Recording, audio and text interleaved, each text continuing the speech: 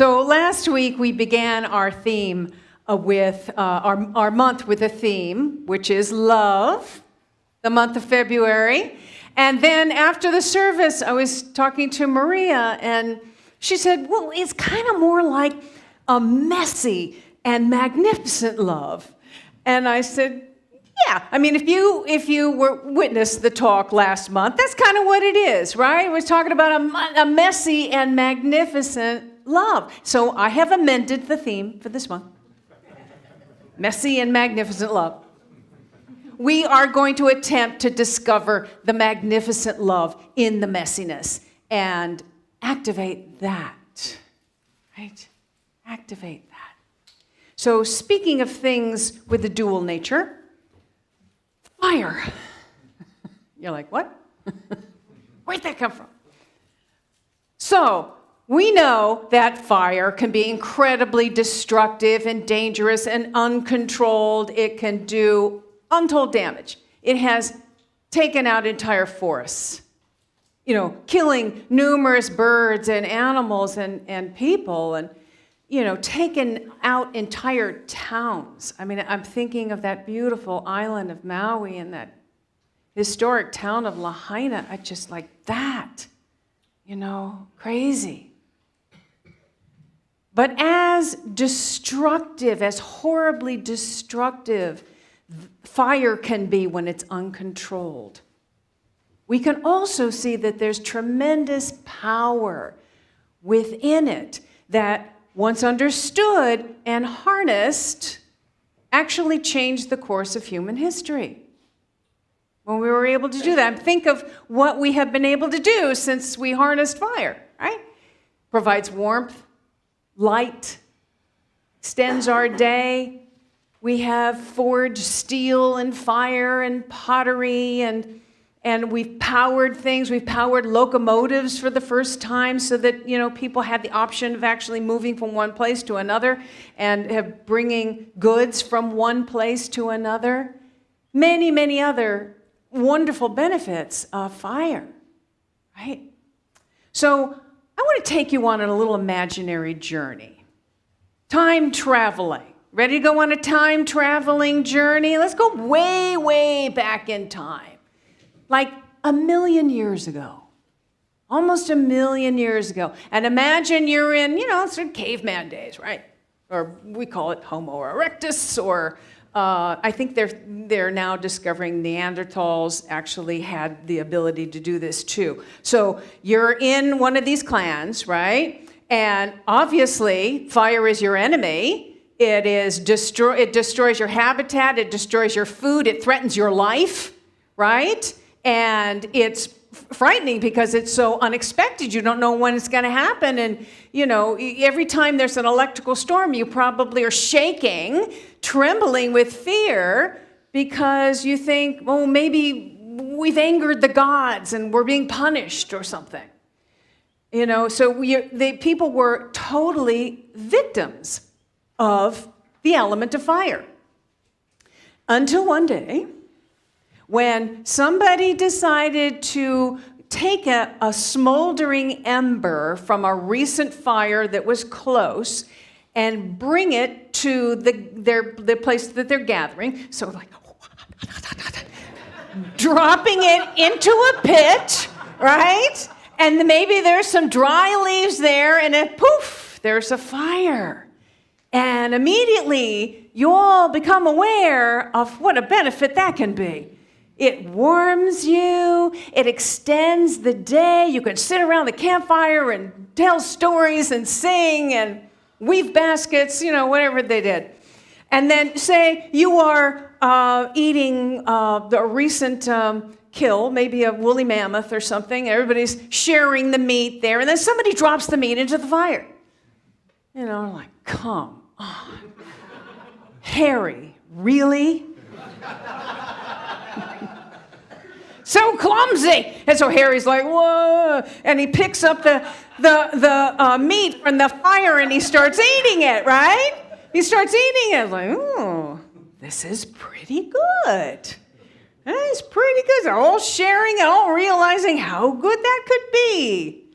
But here, now, in this scenario, it's still, you don't have any control because you have to depend upon the fact that you're close to a recent fire that has not killed you all, right? So there's no control until one day, and I'm thinking it was a woman. Had to have been. Rubbing together two stones, probably sharpening something so she could cut the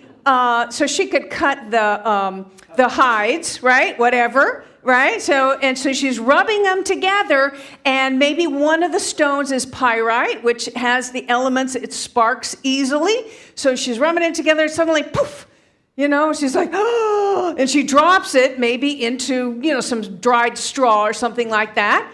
And then, voila. It is the one event that changes human history, right? Forever, the one event. Suddenly, you move from being victims to being victors. That is the concept that we're working with now. Let's go back into present time. So, some of you know that the title of this talk is called Discovering Fire for a Second Time. And some of you know that that comes from a passage that was written by Teilhard de Chardin, who was a Christian, thank you, like my French? He was a Christian mystic around the turn of the last century. He bridged the gap between religion and science because he was also a successful paleontologist. And in fact, he was one of the people responsible for the discovery of the Peking man, which was the bones in China that they found, which kind of advanced the whole concept of our human origins. But he was also a Jesuit priest. And he had a lot of interesting beliefs, and he believed that a divine force is guiding us all in a process of evolution to eventual awakening, which he called the omega point. It's interesting that you'd use that, I am the alpha and the omega, the beginning and the ending, to this omega point. And so, Catholic Church is not too happy with him, particularly since he starts questioning the whole concept of original sin. Now, he gets booted out, and his writings get suppressed. But some of them begin to resurface. And here is one where he says, someday, after mastering the winds, the waves, the tides, and gravity, we shall harness for God the energies of love.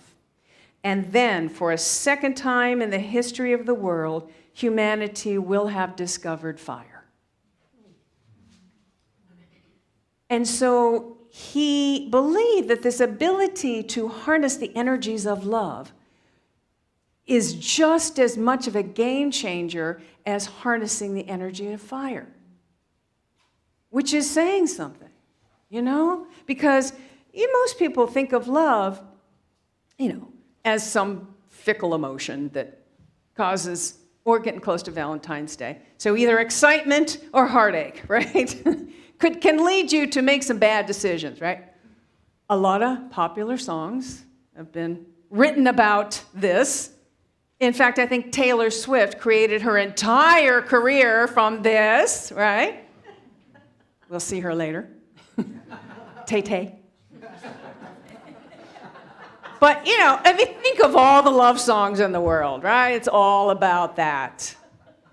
And as we talked last week, though, love is so much more. It is so much more than a feeling, an emotion, and a need. It is a power. It is the power from which everything is created, from which everything flows. It's that divine love, intelligent essence that everything flows, that we are created out of.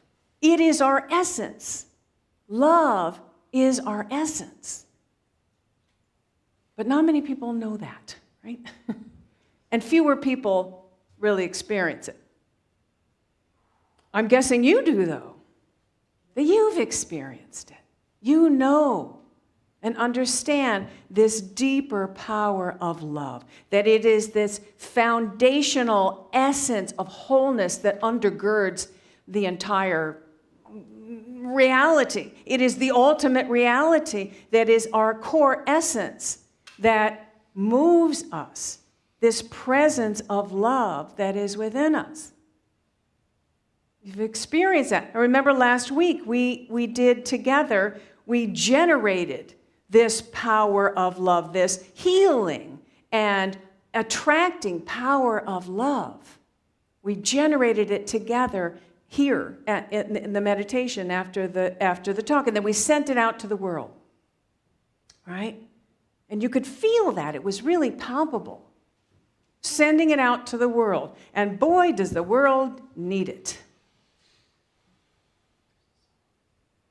More than ever, you know. And I'm sure every generation thinks that, right? It's the worst of times. And, but honestly, I think we might agree that we're kind of heading towards this tipping point, that if we don't change our way of being on a collective level, it might be game over, We just don't seem to be able to have the will to make the changes that need to happen in order to slow down climate change and all of the other things, which I will not get into. But we know that there are challenges that we are facing. And so a lot of people are looking for answers. Where are the answers? And the way I see it, I kind of see two groups of people who are focused in kind of different places, but still looking for the answer, right? There are people, a group of people who look to a supernatural force for the answer. When is the Messiah coming? Jews might ask. When is the second coming actually going to happen? Christians might ask. Who is going to be the next incarnation of the Dalai Lama? Buddhists might ask. Where are the superheroes when you need them? Sci-fi fans might ask. It's kind of this idea of it's beyond us, so we have to reach out here somewhere for the answer. So there's that camp. And then over here, there's another camp that's like, no, we need to use our brains. We need to figure this out with our intellect. We need to, come up with solutions and create some formulas and figure it out. And then the problem is, there's subgroups within this, and everybody thinks they got the solution. And so they have a position, they defend their position, and then it just gets further and further away. Where we might have a sense of, we feel like we're in control then, but we're getting further and further away from what it is we truly want, which is peace, which is creating a world that works for everyone. Isn't that what we want? And we can't get there with the intellect alone. And superhero is not going to save us. It's up to us, right? It's up to all of us. We are the next incarnation of the Dalai Lama. We're it, right? So we need to wake up and really get conscious and really develop our ability to look in the messiness and go underneath it, dive deeply underneath it to the heart, to the core, to that power of love, and then let that lead us. Let that lead us together to the solution, to the answer. What do you think? Yes. Yeah? Okay. Yeah, me too. And, I think that's kind of what he's talking about. Discovering fire for a second time is to discover that we have the ability to change our thinking. We have the ability to change the kind of messy thoughts and the, fearful imaginings and the separation thinking and to see it for what it truly is, which is an invention in our minds. It's an invention in our minds, and its surface. And we can dive underneath that. We can see underneath that. We can go deeper into that transforming energy of love that really is the basis of everything. It's really the core of everything that exists. It is life energy. And then allow that to guide us, to bring us together and be the presence. It's really being in the presence of love and deciding to be the presence of love. And so, how does this work in practice? Right? Sounds good, but how do you, in those moments where you're filled with fear and the negativity is kind of, working overtime, and you wake up at 4 a.m. Does anybody else do that? I don't know what it is about 4 a.m. There's something about that time. And when it happens at that time, it's like the fears kind of go crazy. And I know I wake up and then I start worrying about my children. And I start worrying about, I'm sure I missed something important. What was it? And then I start going through a whole list of things. And then I worry about the upcoming election. Oh my God. And I worry about the world and the planet. And then, so that's it. I'm up.